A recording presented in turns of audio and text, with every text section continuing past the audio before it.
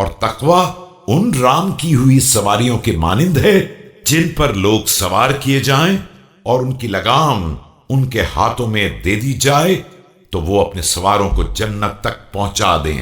دنیا میں حق و باطل دونوں ہیں اور دونوں کے اہل بھی ہیں۔ اب اگر باطل زیادہ ہو گیا ہے تو یہ ہمیشہ سے ہوتا چلا آیا ہے، اور اگر حق کم ہو گیا ہے تو یہ بھی ہوتا رہا ہے اور اس کے خلاف بھی ہو سکتا ہے۔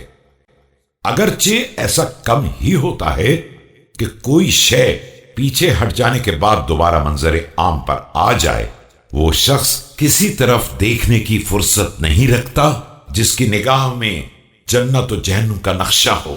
تیز رفتاری سے کام کرنے والا نجات پا لیتا ہے اور سست رفتاری سے کام کر کے جنت کی طلبگاری کرنے والا بھی امیدوار رہتا ہے، لیکن کوتاہی کرنے والا جہنم میں گر پڑتا ہے۔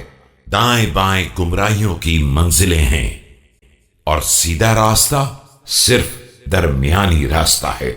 اسی راستے پر رہ جانے والی کتاب خدا اور نبوت کے آثار ہیں، اور اسی سے شریعت کا نفاذ ہوتا ہے، اور اسی کی طرف عاقبت کی بازگشت ہے۔ غلط ادعا کرنے والا ہلاک ہوا اور افترا کرنے والا ناکام و نامراد ہوا۔ جس نے حق کے مقابلے میں سر نکالا وہ ہلاک ہو گیا۔ اور انسان کی جہالت کے لیے اتنا ہی کافی ہے کہ اسے اپنی ذات کا بھی عرفان نہ ہو۔ جو بنیاد تقوی پر قائم ہوتی ہے اس میں ہلاکت نہیں ہوتی، اور اس کے ہوتے ہوئے کسی قسم کی کھیتی پیاس سے برباد نہیں ہوتی۔ اب تم اپنے گھروں میں چھپ کر بیٹھ جاؤ اور اپنے باہمی امور کی اصلاح کرو۔ توبہ تمہارے سامنے ہے۔